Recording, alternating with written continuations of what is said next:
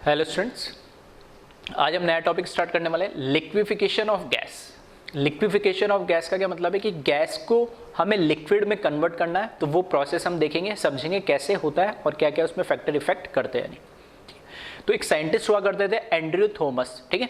तो Andrew Thomas ने क्या करा, उन्होंने सिंपली क्या करा, फॉर एग्जाम्पल एक कंटेनर लिया, उसके अंदर गैस फिल कर दिया, नहीं, और उसके ऊपर ये जो दिख रहा है ये पिस्टन है, पिस्टन और कैसा है, मूवेबल पिस्टन है। मूवेबल का मतलब है इसको अप और डाउन आप क्या कर सकते हो, ठीक है, फोर्सफुली इसको अप एंड डाउन मूव कर सकते हो। रिजिड नहीं है, रिजिड का मतलब होता है एक जगह कुछ भी कर लो वो हिलेगा नहीं, ठीक है। तो एक मूवेबल पिस्टन लिया उन्होंने, उस मूवेबल पिस्टन के ऊपर बाहर से PEXT का मतलब है एक्सटर्नल प्रेशर, इसके ऊपर बाहर से कुछ प्रेशर लगाया, फोर्स लगाया तो प्रेशर क्या होता है, फोर्स पर यूनिट एरिया। तो बाहर से कुछ फोर्स लगाया मतलब बाहर से प्रेशर लगाने पे पिस्टन क्या हो रहा है, नीचे जा रहा है। तो अभी जो इसमें गैस मॉलिक्यूल्स होंगे वो गैस मॉलिक्यूल्स क्या होंगे, दूर दूर होंगे। जैसे पिस्टन नीचे नीचे नीचे जाता रहेगा तो गैस मॉलिक्यूल्स भी क्या करेंगे, थोड़ा थोड़ा सा पास में आने लगेंगे, नहीं, ठीक है। तो ये था इनिशियल कंडीशन, मान लेता हूं। फिर मैंने माना थोड़ी देर के बाद ऊपर से प्रेशर लगाने लगे तो पिस्टन वहां से मूव करके यहां तक, ठीक है, थोड़ा नीचे आ गया पिस्टन। तो इस केस में जब पिस्टन में हम प्रेशराइज करेंगे तो गैस के जो मॉलिक्यूल्स है जो दूर दूर इधर उधर मूव कर रहे थे वो क्या करेंगे, पास पास में आने लगेंगे और उनमें कुछ उनके बीच में फोर्स ऑफ अट्रैक्शन क्या करने लगेगा, बढ़ने लगेगा। तो धीरे धीरे जब वो पास पास आने लगेंगे, फोर्स ऑफ अट्रैक्शन बढ़ने लगेगा, तो वो कुछ कुछ मॉलिक्यूल्स क्या होंगे, लिक्विड में कन्वर्ट होने लगेंगे। और लिक्विड होता है क्या है कि अगर उसमें बहुत ज्यादा डिफरेंस हो मॉलिक्यूल्स के अंदर तो वो क्या कहलाता है, गैस। और जो मॉलिक्यूल्स है, ठीक है, जो हमारे पास पार्टिकल्स थे गैस के, अगर वो पास पास में आ जाए तो वो किस फॉर्म में कन्वर्ट हो जाएंगे, लिक्विड में। तो हमने माना कि जब इसको प्रेशराइज करा, प्रेशराइज मतलब मैंने फोर्स डाला, पिस्टन को जब मूव करा तो मॉलिक्यूल के आगे पास पास आ गए, और पास पास आए तो कुछ गैस का पार्ट किस में कन्वर्ट हो गया, लिक्विड के अंदर। तो मैंने यहाँ पे लिखा लिक्विड और गैस। ये जो सिंबल है यहाँ पे, ठीक है, थोड़ी स्पेस कम थी, ये जो सिंबल मैंने बनाया इस तरीके का सिंबल है, ठीक है, दो लाइनें, ये पूरा एरो नहीं है, हाफ हेडेड एरो बोलते हैं इसको, ठीक है। इस साइड में अब ऊपर है और इस साइड में नीचे। ये सिंबल होता है इक्विलिब्रियम का।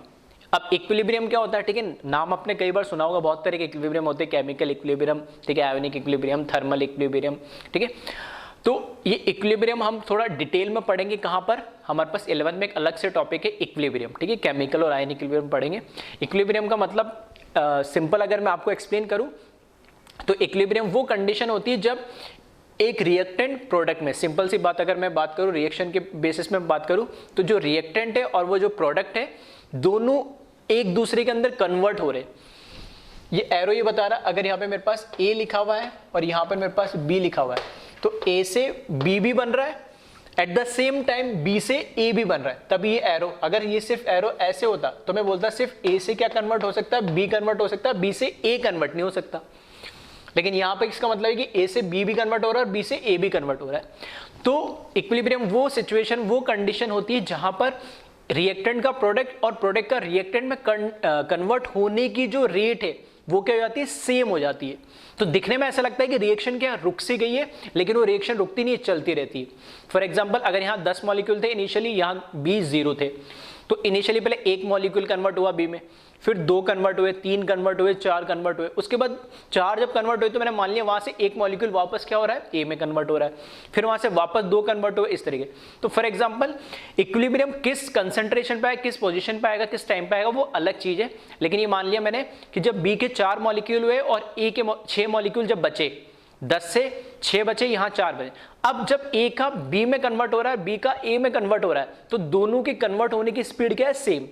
जब A B में कन्वर्ट हो रहा है उसी टाइम उसका एक मॉलिक्यूल B से A में कन्वर्ट हो जा रहा है, तो उनकी जो कन्वर्जन की स्पीड है, जो रेट है, वो क्या हो गई, सेम। तो वापस एक ऐसे कन्वर्ट हो A से B में, उसी टाइम में B से A में कन्वर्ट हो गया। तो rate of reaction forward direction की A टू B और B टू A कहलाती है बैकवर्ड डायरेक्शन। तो फॉरवर्ड और बैकवर्ड डायरेक्शन की जो रेट होती है वो इक्वल होती है।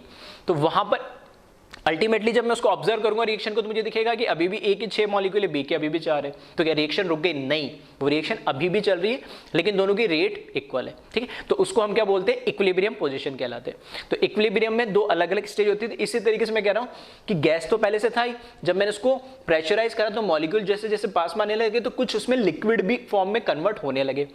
तो यहाँ पे मुझे लिक्विड भी मिल गया, यहाँ पर गैस भी मिल गया, और लिक्विड और गैस आपस में एक दूसरे में इक्विलिब्रियम के अंदर एग्जिस्ट कर रही है। मतलब लिक्विड से गैस में भी कन्वर्ट हो रहा है, गैस से लिक्विड में भी कन्वर्ट हो रहा है। फर्दर मैंने क्या करा, इस पर और प्रेशराइज करा। ठीक है, प्रेशर मैंने और बढ़ा दिया, पिस्टन का लिया है मैं नीचे, तब तक लेकर आया कि सारा क्या हुआ, जो लिक्विड था, सॉरी जो सारा गैस, इसको करेक्ट कर लेना, जो सारा गैस था वो पहले थोड़ा बहुत लिक्विड में कन्वर्ट हुआ और बाद में, ठीक है, सारा का सारा जो गैस था वो लिक्विड में कन्वर्ट हो गया। ठीक है, इसमें गैस लिखा हुआ है, इसको करेक्ट कर लेना, किस में कन्वर्ट हो जाएगा? ये लिक्विड में। ठीक है, यहां पूरा गैस था, या लिक्विड और गैस का इक्विलिब्रियम था, और ये पूरा किस में कन्वर्ट हो गया? लिक्विड में कन्वर्ट हो गया। आ रही बात समझ में? तो ये नॉर्मली अपन सोच भी सकते हैं कि जब मैं प्रेशराइज करूंगा पिस्टन को तो पिस्टन जैसे नीचे मूव करेगा, मॉलिक्यूल क्या होंगे? पास पास आएंगे, तो फोर्स ऑफ अट्रैक्शन बढ़ेगा, फोर्स ऑफ अट्रैक्शन बढ़ेगा तो गैस फेज से किस में कन्वर्ट हो जाएगा? लिक्विड फेज में। ये तो ही नॉर्मल से एक एक्सपेरिमेंट। अब हमें पता है प्रेशर और वॉल्यूम के बीच में क्या रिलेशन होता है। प्रेशर और वॉल्यूम के बीच में जो रिलेशन होता है हमने पढ़ा बॉयल्स लॉ के अंदर। ठीक है, और आइडियल गैस आईजी से भी देख सकते हो। अगर एक स्पेसिफिक गैस है, उसके अमाउंट मैंने फिक्स कर दिया, ठीक है, एन मोल्स, किसी भी स्पेसिफिक गैस के एन मोल से, और किसी भी रूम टेम्परेचर, या मैं बोल दूं 27-50 डिग्री है, किसी भी रूम टेम्परेचर, ठीक है, एट कांस्टेंट टेम्परेचर पे अगर अमाउंट ऑफ गैस फिक्स है तो प्रेशर और वॉल्यूम में रिलेशन क्या होगा? इनवर्स होगा। ठीक है, बॉयल्स लॉ से देख लो, आईजी से देख लो, कैसे भी। तो देखना ये क्या कर रहा हूं, अभी वॉल्यूम क्या है? गैस का वॉल्यूम वही होता है जो कंटेनर का वॉल्यूम है, तो ये वॉल्यूम है कंटेनर का जो गैस का वॉल्यूम कहलाएगा। जैसे जैसे मैंने क्या करा, वॉल्यूम को कम करना शुरू करा, और वो वॉल्यूम कम कैसे हो रहा है? प्रेशर बढ़ाने से। तो देखना वॉल्यूम भी कम हो रहा है और इस टाइम में क्या कर रहा है? प्रेशर भी बढ़ रहा है, मतलब इस डायरेक्शन में।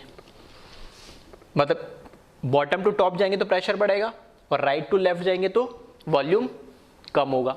तो देखना प्रेशर बढ़ाने पे वॉल्यूम भी क्या होता जा रहा है? कम होता जा रहा है। तो प्रेशर भी बढ़ रहा है और इस केस में वॉल्यूम भी क्या होता जा रहा है? कम हो रहा है। इसका मतलब है कि जब मैं लिक्विफिकेशन करूंगा, गैस से लिक्विड में कन्वर्ट करूंगा, तो मेरे को प्रेशर बढ़ाना पड़ेगा और उस समय में वॉल्यूम क्या हो जाएगा? कम होता जाएगा। तो ये नॉर्मल ग्राफ है। अब ये ग्राफ क्या है इसको हम समझते हैं, ठीक है। देखो ये तो हुआ किसी भी स्पेसिफिक, मैंने बोल दिया ये जो है t इक्वल्स टू कॉन्स्टेंट है इस ग्राफ के लिए, और ये बात मैं कर भी चुका हूं कि इस पॉइंट पे बात करूं या इस पॉइंट पे बात करूं, इस कर्व के अलोंग किसी पॉइंट पे बात करूं, सब जगह टेम्परेचर क्या? कांस्टेंट। ठीक है, तो वापस ये p वर्सेस v के बीच में ही ग्राफ है। यहां से मैंने क्या करा, इसका वॉल्यूम क्या करा? कम करना स्टार्ट करा प्रेशर बढ़ाने के साथ। तो यहां पर इनिशियली क्या था? T1 एक टेम्परेचर ले लिया मैंने, ठीक है, T1 एक टेम्परेचर ले लिया उस स्पेसिफिक, ये एक ही गैस के बारे में बात हो रही, एक गैस है, ठीक है, चाहो तो लिखना चाहो तो लिख लेना, एक सिंगल गैस है और अलग अलग टेम्परेचर पे मैंने क्या करा? इसका कर्व ड्रॉ करने की कोशिश करी है। ठीक है, सिंगल गैस के लिए अलग अलग टेम्परेचर मैंने कर्व ड्रॉ करा है।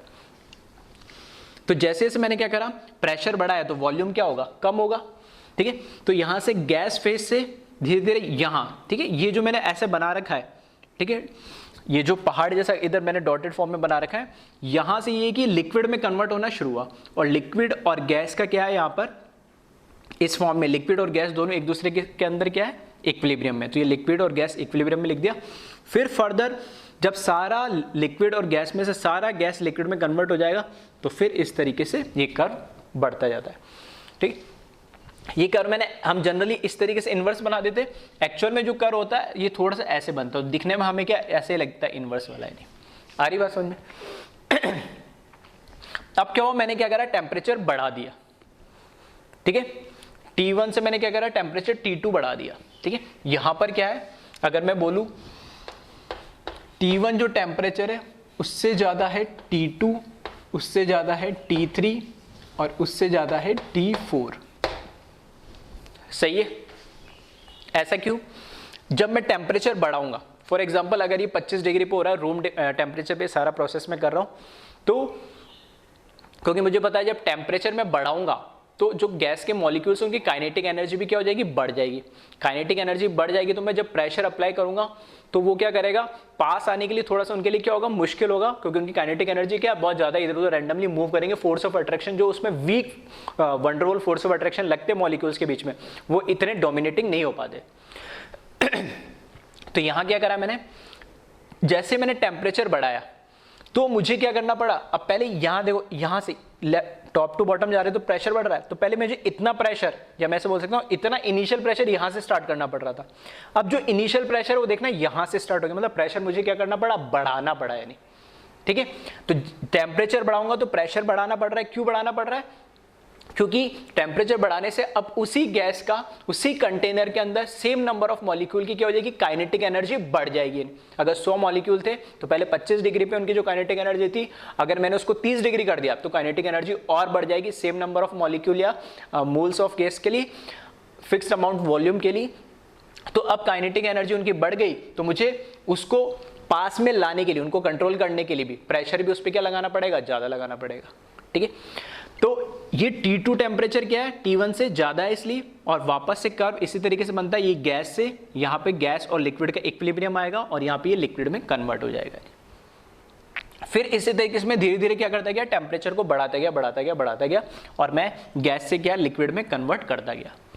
एक टेम्परेचर मैंने माना T3, ये वो टेम्परेचर है T3, ये वो टेम्परेचर है जब इसका मैंने क्या करा, प्रेशर बढ़ाने लगा तो वॉल्यूम तो कम होने लगा, लेकिन जहां पे ये जो मैंने डॉट बना रखा है, इस डॉट पे यहां पे तो ये इतना एरिया था, देखो पहले लिक्विड गैस इक्विलिब्रियम का ये इतना एरिया था, फिर ये थोड़ा रिड्यूस हुआ, फिर और रिड्यूस होगा, होते होते होते एक टाइम आएगा जब ये पॉइंट जस्ट यहाँ इस पॉइंट पे टच करेगा, मतलब यहाँ पे लिक्विड और गैस दोनों एग्जैक्ट सेम पॉइंट पे, ठीक है, सेम पॉइंट पे लाई करेंगे, सिर्फ एक ये पॉइंट पे लाई कर रहा है, और यहां से कर्व इस तरीके से निकल जाता है।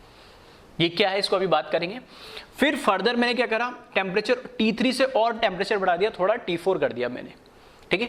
T4 जैसे ही मैंने टेम्परेचर बढ़ाया, अब मैं उस पर प्रेशर लगाया जा रहा हूं, लगाया जा रहा हूं, लगाया जा रहा हूं, लगाया जा रहा हूं, दुनिया भर का मैंने प्रेशर लगा दिया जहां भर का, लेकिन वो गैस लिक्विड में कन्वर्ट होने का नाम ही नहीं ले रही है। नहीं आ रही बात समझ में, ये कोई टेम्परेचर था, धीरे धीरे मैं उसी गैस को, उसी सेम अमाउंट ऑफ गैस को, उसी सेम वॉल्यूम के अंदर मैं उसका सिर्फ टेम्परेचर बढ़ाता गया और प्रेशर बढ़ाता गया, तो उसमें जो कन्वर्ट होने के लिए जो मेरे को प्रेशर चाहिए था वो बढ़ता गया। लेकिन एक टेम्परेचर ऐसा आया जिसके बाद मैंने फर्दर कितना भी प्रेशर लगा ले रहा हूं, कितना भी प्रेशर लगा रहा हूं, वो गैस लिक्विड में कन्वर्ट नहीं हो रहा है, लिक्विफाइड नहीं हो रहा है। नहीं, वो कहां कन्वर्ट नहीं हो रहा है, इस पॉइंट पे जहां पे लिक्विड और गैस, इस पॉइंट पे दोनों क्या हो जा रही है, एक तरीके से आइडेंटिकल हो जा रही है। यहां मुझे पता नहीं लग रहा है ये गैस और है या लिक्विड है, दोनों सेम हो गया है। ये वो T3 टेम्परेचर है जिसके बाद कितना भी आप प्रेशर लगा दो, कभी भी जो गैस है वो लिक्विड में कन्वर्ट नहीं हो सकती है। तो T4 टेम्परेचर पे पूरा through out the year T4 temperature पे क्या रहता है, हमेशा गैस फॉर्म ही एग्जिस्ट करेगा, ये लिक्विड में कभी कन्वर्ट नहीं होगा। ये ठीक है, पूरा क्या रहना है, गैस फॉर्म ही रहना है। नहीं अब ठीक है, अब ये जो पॉइंट है, ये पॉइंट है क्या, इस पॉइंट को हम बोलते हैं क्रिटिकल पॉइंट। ठीक है, क्या बोलते हैं इस पॉइंट को हम, क्रिटिकल पॉइंट बोलते हैं। और इस पॉइंट के, इस पर्टिकुलर पॉइंट के करस्पॉन्डिंग जो हमें टेम्परेचर मिल रहा है, जो हमें क्या मिल रहा है, प्रेशर मिल रहा है, और जो हमें क्या मिल रहा है, वॉल्यूम मिल रहा है, वो सभी क्या कहलाते हैं, क्रिटिकल कहलाते हैं। ये T3 टेम्परेचर यहाँ पे क्रिटिकल टेम्परेचर है, इसके ठीक है, इसके करस्पॉन्डिंग जो प्रेशर मिलेगा वो मुझे मिलेगा क्रिटिकल प्रेशर, और इसके करस्पॉन्डिंग जो वॉल्यूम मिलेगा वो मिलेगा मुझे क्रिटिकल वॉल्यूम। अब ये तीनों चीज है क्या, देखो क्रिटिकल जो प्रेशर है ये वो, ठीक है, क्रिटिकल जो प्रेशर है ये वो प्रेशर है जिसको अप्लाई करना जरूरी है, जिसके कम होने से, ठीक है, या जिसके, ठीक है, पहले चलो टेम्परेचर की बात करते हैं। क्रिटिकल टेम्परेचर क्या है, ठीक है, पहले थोड़ा इजी से बात करते हैं। क्रिटिकल टेम्परेचर क्या है, क्रिटिकल टेम्परेचर वो टेम्परेचर है जिसके अबाव, ठीक है, ध्यान से सुना क्या बोला हूं, जिसके अबाव मैं कितना भी प्रेशर लगा दो दुनिया भर का, कभी भी लिक्विड में कन्वर्ट नहीं हो पाएगी कोई भी गैस। मतलब ये जो क्रिटिकल टेम्परेचर होता है ना, यहाँ पे जो TC होगा, T और नीचे सबस्क्रिप्ट से, ठीक है, सब लिखाऊंगा भी, तो जो क्रिटिकल टेम्परेचर ये मैक्सिमम टेम्परेचर है जिसके अबाव हम किसी भी गैस को लिक्विड में कन्वर्ट नहीं कर सकते। फॉर एग्जाम्पल अगर मैं CO2 की बात करूं तो ये जो क्रिटिकल टेम्परेचर होता है अमंग अप्रोक्स 31 डिग्री के अराउंड होता है, ठीक है। 31 डिग्री से नीचे टेम्परेचर कितना भी रखूं और प्रेशर में उसके अकॉर्डिंग वेरी करता रहूंगा तो मेरा जो CO2 गैस है वो लिक्विड में कन्वर्ट हो जाएगी। लेकिन अगर मैं 31 डिग्री से ऊपर चला जाऊं, 31 डिग्री पे भी कन्वर्ट हो जाएगा, लेकिन 31 डिग्री से मैं ऊपर चला जाऊं तो कभी भी CO2 गैस लिक्विड में कन्वर्ट नहीं होगी। अगर मैंने 32 कर दिया, 33 डिग्री कर दिया तो इस टेम्परेचर पे कभी भी जो लिक्विड गैस फॉर्म है CO2 का वो लिक्विड में कन्वर्ट नहीं होगा। तो क्रिटिकल टेम्परेचर क्या होता है? Critical temperature is a maximum temperature above which no gas is converted into liquid, ठीक है। ये मैक्सिमम टेम्परेचर है जिसके बाद में कोई भी गैस को हम लिक्विड में कन्वर्ट नहीं कर सकते। उल्टा ऐसे भी बोल सकते हैं, it is a maximum temperature below which we can convert gas into liquid, ठीक है। अब ये क्रिटिकल प्रेशर क्या है? तो क्रिटिकल प्रेशर की बात करूं तो क्रिटिकल प्रेशर एक मिनिमम प्रेशर होता है, ठीक है। क्रिटिकल प्रेशर क्या? एक मिनिमम प्रेशर है। वो प्रेशर तो मुझे लगाना ही पड़ेगा, वो प्रेशर नहीं लगाऊंगा तो वो लिक्विड कभी भी गैस में कन्वर्ट नहीं होगा। हाँ, उसके ऊपर में कितना भी लगा दूं प्रेशर वो हो जाएगा, लेकिन मैं बोलूं यहां मैं पिस्टन को नीचे करूं ही नहीं, ठीक है। पिस्टन को नीचे करूं ही नहीं तो प्रेशर तो मुझे कुछ मिलेगा ही नहीं। तो मुझे पिस्टन को नीचे करने के लिए कुछ ना कुछ प्रेशर तो लगाना ही पड़ेगा। तो वो कुछ ना कुछ मिनिमम प्रेशर तो मुझे देना पड़ेगा जिससे क्या हो, कोई गैस लिक्विड में कन्वर्ट हो जाए, ठीक है। तो प्रेशर मिनिमम होता है क्रिटिकल और टेम्परेचर क्या होता है? मैक्सिमम होता है। फिर बात करते हैं क्रिटिकल वॉल्यूम क्या होता है। क्रिटिकल वॉल्यूम एक मोल गैस का जो वॉल्यूम होता है क्रिटिकल टेम्परेचर और क्रिटिकल प्रेशर पे, वो क्या कहलाता है? Critical volume. मतलब 1 मोल गैस लेंगे और उसका क्रिटिकल टेम्परेचर और क्रिटिकल प्रेशर पे, ठीक है। इसकी वैल्यू भी हम IgE से निकाल सकते हैं। कैसे निकालेंगे अभी देखेंगे। 1 मोल गैस का क्रिटिकल टेम्परेचर और क्रिटिकल प्रेशर पे जो वॉल्यूम होता है वही क्या कहलाता है? क्रिटिकल वॉल्यूम कहलाता है। दूसरी बात, यहां पर इस तरीके से भी कई बार इसको एक्सप्लेन किया जाता है। कैसे? कि ये जो कर्व है, जैसे अगर मैं इस कर्व की बात करूं तो इस कर्व की अगर मैं बात करूं तो इसका अगर मैं स्लोप की बात करूं, इस कर्व की, फॉर एग्जांपल यहां इस पॉइंट पर मैं स्लोप की बात करूं तो इसका स्लोप क्या आएगा? इस तरीके से आएगा ये स्लोप, ठीक है। तो ये जो स्लोप है, ठीक है, स्लोप मैंने कैसे बताया था? लाइन का स्लोप यहां 0, ये पॉजिटिव पॉजिटिव पॉजिटिव पॉजिटिव, ठीक है। फिर इसके बाद ये नेगेटिव होने लगता है। तो ये दिख रहा है इस तरीके से, इसका स्लोप कैसा होगा? नेगेटिव। तो अगर मैं स्लोप का मतलब तो डिफरेंशिएशन में हम पढ़ते हैं y dy/dx, तो यहाँ पे क्या लिख दो? y की जगह p है, x की जगह क्या है? v। तो dp/dv इज लेस देन 0 और क्या लिख सकता हूं? Negative. But below critical point the slope of the curve is negative और less than 0, but at critical point the slope of the curve is 0। मतलब ये क्या हो गया? बिल्कुल स्ट्रेट हो गया। भाई पहले इस तरीके से आ रहा है, अब ये कर्व बिल्कुल एकदम स्ट्रेट हो गया, मतलब इसका स्लोप कुछ आ नहीं रहा। तो यह क्रिटिकल पॉइंट पे जो इसका स्लोप होता है dp/dv वो क्या हो जाता है? 0 हो जाता है, ठीक है। एक चीज आप ध्यान रखना। तो एक बार सारी चीजें जो मैंने बोली वापस थ्योरी लिख के मैं उसको वापस समझा दूंगा, ठीक है। बस एक बार समझाने के लिए मैंने ग्राफ और ये सब चीजें एक बार थोड़ा बेसिक चीजें से स्टार्ट करा था ताकि थोड़ा सा आप विजुअलाइज कर सको, समझ सको। और लिक्विड को कैसे गैस में कन्वर्ट करना है तो वो एक लॉजिकली वो भी मैंने समझाने की कोशिश करी, और दूसरा प्रैक्टिकली आप थोड़ा, ठीक है, विजुअलाइजेशन कर सकते हो कि कैसे, कि अगर मेरे को बेसिक फंडा क्या है कि अगर गैस होगी तो मॉलिक्यूल्स दूर दूर होंगे और लिक्विड होगा तो मॉलिक्यूल पास पास होंगे। तो अगर मुझे पास पास लाना है तो ऑब्वियस ही बात है मॉलिक्यूल को क्या करना पड़ेगा? ठीक है, पास लाने के लिए कुछ ना कुछ प्रेशर अप्लाई करना पड़ेगा। टेम्परेचर का रोल ये है कि अगर मैं टेम्परेचर कम रखूंगा तो मॉलिक्यूल्स की एनर्जी कम होगी तो ईजिली पास में आ जाएंगे, और टेम्परेचर ज़्यादा रखूंगा तो मॉलिक्यूल्स की एनर्जी ज़्यादा रहेगी तो उनको पास में लाने के लिए भी ज़्यादा मुझे एनर्जी देने पड़ेगी। ठीक है, तो एक बार इसको पहले आप ड्रॉ कर लेकर फिर हम इसमें आगे बात करते हैं।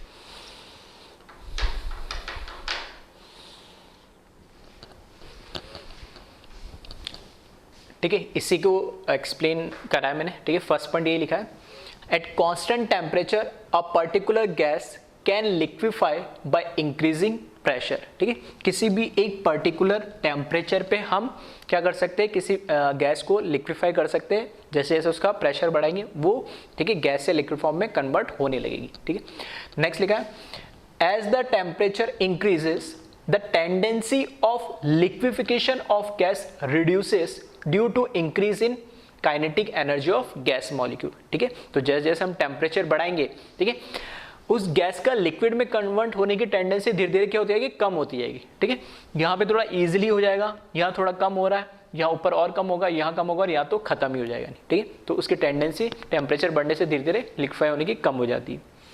नेक्स्ट पॉइंट लिखा है, as the temperature increases a point come where liquid and gas phase become identical which is known as critical point. ठीक है, तो जैसे मैं क्या करता जाऊंगा, उस पर्टिकुलर गैस के लिए मैं टेम्परेचर बढ़ाता जाऊंगा। ठीक है, तो उसके करस्पॉन्डिंग का प्रेशर तो बढ़ेगा और एक पॉइंट ऐसा आएगा जहां पर लिक्विड और गैस फेज क्या हो जाएंगे, आइडेंटिकल हो जाएंगे। ठीक है, उस पॉइंट को हम क्या बोलते हैं, क्रिटिकल पॉइंट बोलते हैं। इस क्रिटिकल पॉइंट पे हम लिक्विड और जो हमारा गैस फेज होता है उस मॉलिक्यूल का, उसको हम डिस्टिंग्विश नहीं कर सकते। ठीक है, डिफरेंशिएट नहीं कर सकते कि ये गैस फॉर्म में या अभी लिक्विड फॉर्म में। ठीक है, उसकी जो मैं ऐसे बोल सकता हूं कि लिक्विड और गैस फॉर्म की दोनों की जो प्रॉपर्टीज, डेंसिटी वगैरह जो भी प्रॉपर्टीज सब क्या हो जाती है, सिमिलर हो जाती है। ठीक है, उस पर्टिकुलर पॉइंट पे जो भी प्रेशर होता है, वॉल्यूम होता है, जो टेम्परेचर होता है, वो क्रिटिकल कहलाता है। Critical temperature, critical pressure, critical volume. ठीक है, तो eight critical point the density of liquid and gas phase become equal and their properties become same। ठीक है, तो वही चीज लिखा है, तो एक बार इसको कॉपी कर ले, फिर आगे कुछ पॉइंट्स और लिखते हैं। ठीक है, उनको कॉपी करना, तो इसको एक बार पहले आप कॉपी कर ले।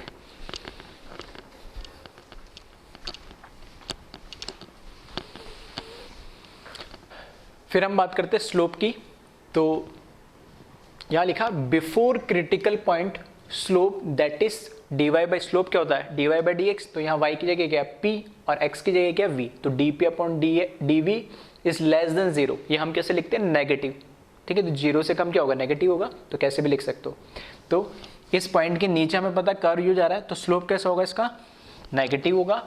और at critical point slope dp upon dv is equal to 0, मतलब इस पॉइंट पे ये कैसे होगी, लाइन एकदम स्ट्रेट होगी, ये इस तरीके से जाती। तो यहाँ पर अब इसका स्लोप ठीक है 0 हो जाता है।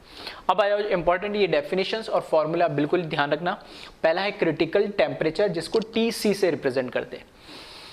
Maximum temperature above which gas can not be liquefied by applying any pressure. ठीक है, ये वो मैक्सिमम टेम्परेचर है जिसके ऊपर आप चाहे कितना भी प्रेशर लगा लो, उसके बाद गैस लिक्विड फॉर्म में कन्वर्ट नहीं होगी। ठीक है, तो यहां पर ये हमारा क्रिटिकल टेम्परेचर है T3। इस T3 के ऊपर आप जो भी टेम्परेचर ले जाओगे, उसके बाद कितना प्रेशर लगा लो, वो लिक्विफाई नहीं होगा। हाँ, बिलो क्रिटिकल टेम्परेचर ठीक है, कुछ ना कुछ ठीक है, प्रेशर अब कितना भी हो सकता है, लेकिन प्रेशर अप्लाई करने पे गैस में कन्वर्ट तो हो जाएगा। लेकिन उसके ऊपर तो कितना भी प्रेशर लगा दो, गैस लिक्विड में कन्वर्ट नहीं होगी। इसका फॉर्मूला ध्यान रखना, TC is equal to 8 into A upon 27 into B into R। तो 8 और 27 तो बताने की जरूरत नहीं है, कांस्टेंट है। ठीक है, नंबर है A, और ये जो नीचे डिनोमिनेटर में B है, न्यूमरेटर में और डिनोमिनेटर में जो B है, ये A और B वही है जो हमने वंडरवॉल इक्वेशन के अंदर पढ़े थे। ठीक है, क्या पढ़ा था हमने, A होता है फोर्स ऑफ अट्रैक्शन बताता है इन बिटवीन गैस मॉलिक्यूल्स, और B क्या बताता है, साइज ऑफ मॉलिक्यूल।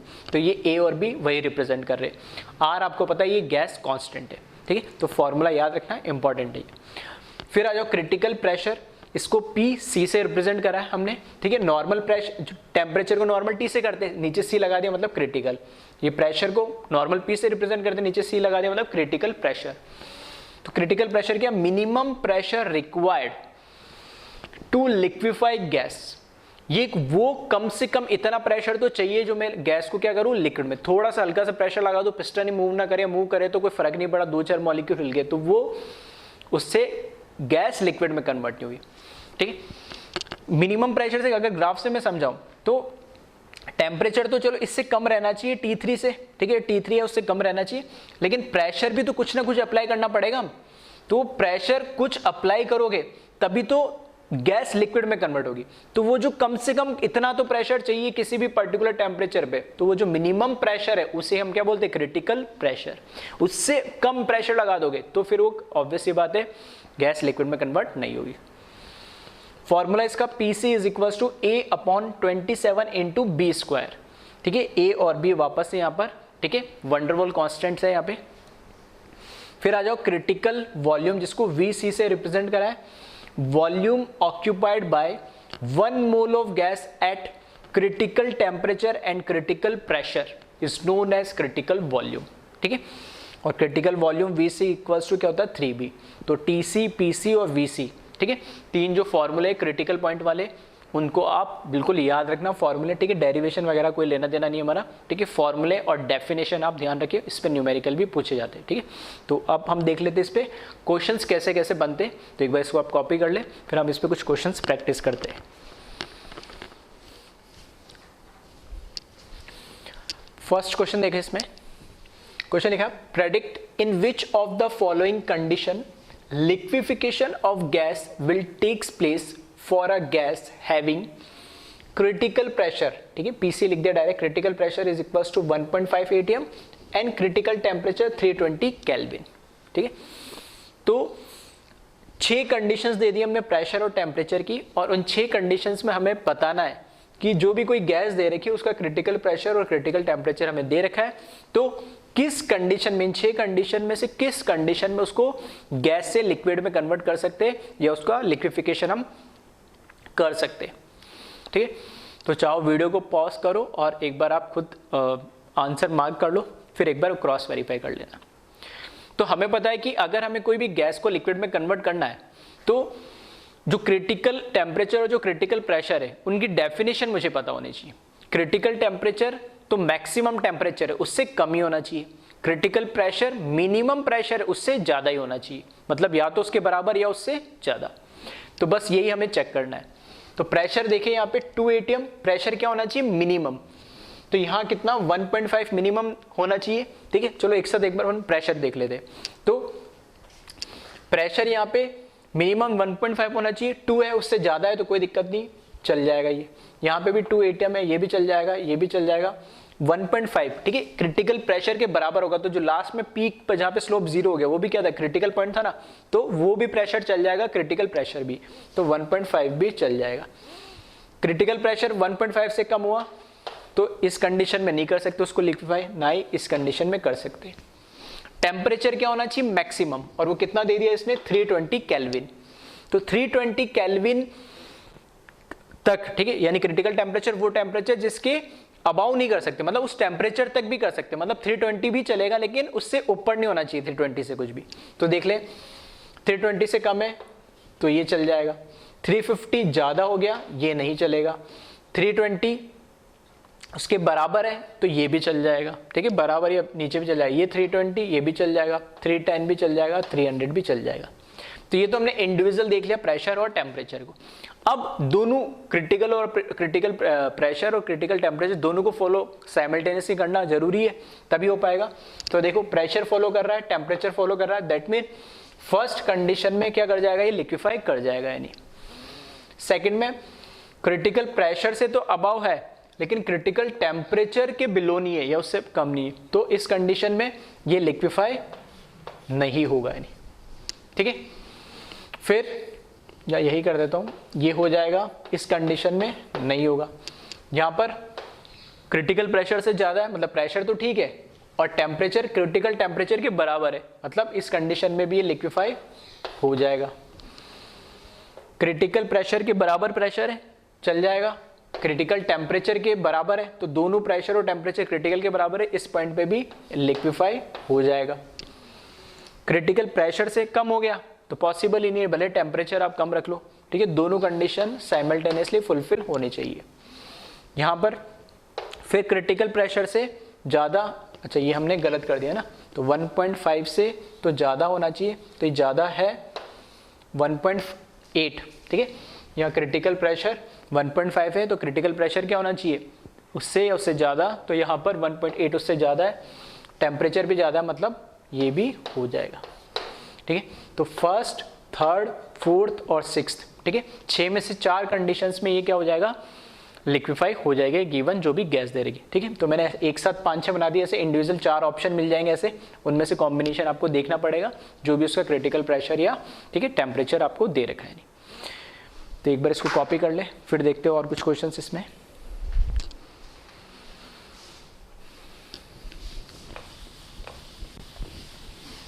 ठीक है, तो एक तो इस टाइप के क्वेश्चंस आपको मिल जाएंगे जिसमें आपको क्रिटिकल प्रेशर और टेम्परेचर दोनों दे रखा होगा, थोड़ा इसको टिपिकल बनाना होगा तो वो क्या करेगा, ए और बी की वैल्यू आपको दे देगा। तब आपको खुद से क्रिटिकल प्रेशर और क्रिटिकल टेम्परेचर पहले क्या करना पड़ेगा, कैलकुलेट करना पड़ेगा, कैलकुलेशन करना पड़ेगी, और वो तभी हो पाएगी जब आपको फॉर्मूला याद होगा नहीं, ठीक है। तो दूसरा अगर, ठीक है, वैसे इतना आता नहीं है, लेकिन अगर थोड़ा सा टिपिकल बनाना हो इस क्वेश्चन को तो वो क्या कर देगा, ए और बी की वैल्यू दे देगा और आपसे फिर पीसी और टीसी की वैल्यू कैलकुलेट कराएगा। देन फिर आपको चेक करना पड़ेगा कि इस कंडीशन को फुलफिल कर रहा है या नहीं कर रहा है। नेक्स्ट क्वेश्चन देखिए, इसमें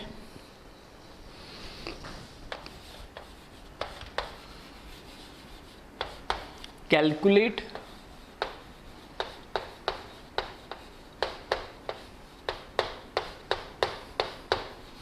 कंप्रेसिबिलिटी फैक्टर, ठीक है, calculate compressibility factor for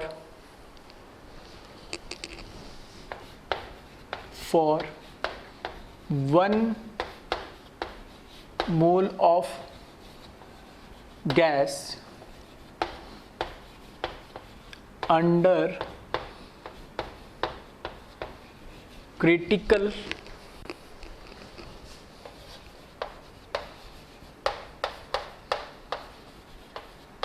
conditions, ठीक है। चाहो तो वीडियो को पॉज कर ले और इसको सॉल्व करने की कोशिश करे, ठीक है। अब जिन लोगों को समझ भी नहीं आया तो वो देख ले। कंप्रेसिबिलिटी फैक्टर मैंने क्या बोला था, Z, ठीक है, कैपिटल Z, जो कि क्या होता है, PV अपॉन RT होता है, ठीक है। NRT होता है तो 1 मोल बोल दिया तो PV अपॉन RT हो जाएगा, ठीक है। तो जो कंप्रेसिबिलिटी फैक्टर है,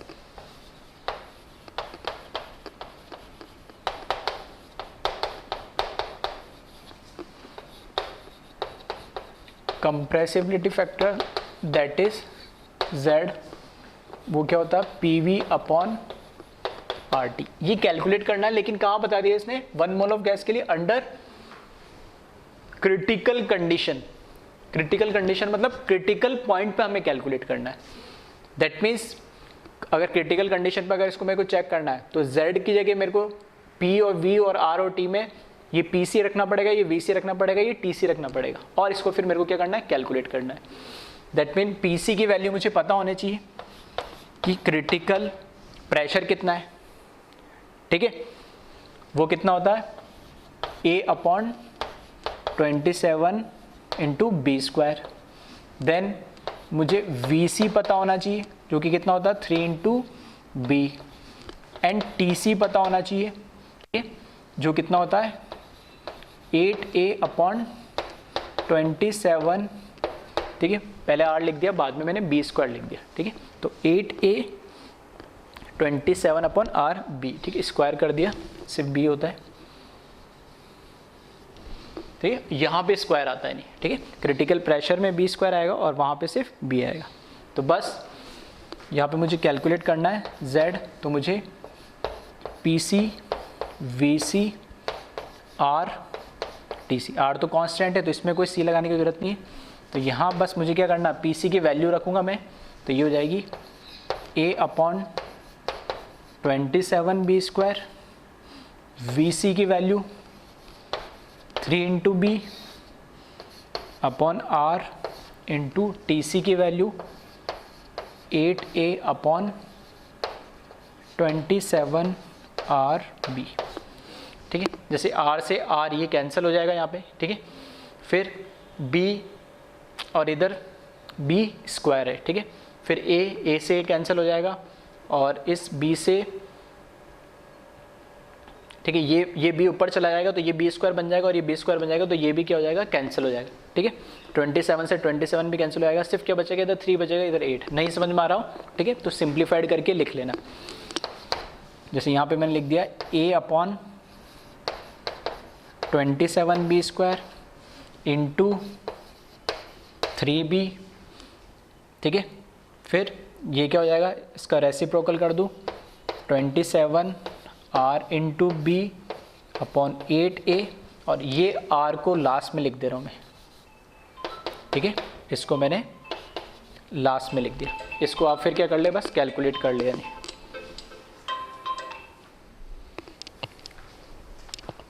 नेक्स्ट क्वेश्चन देखें,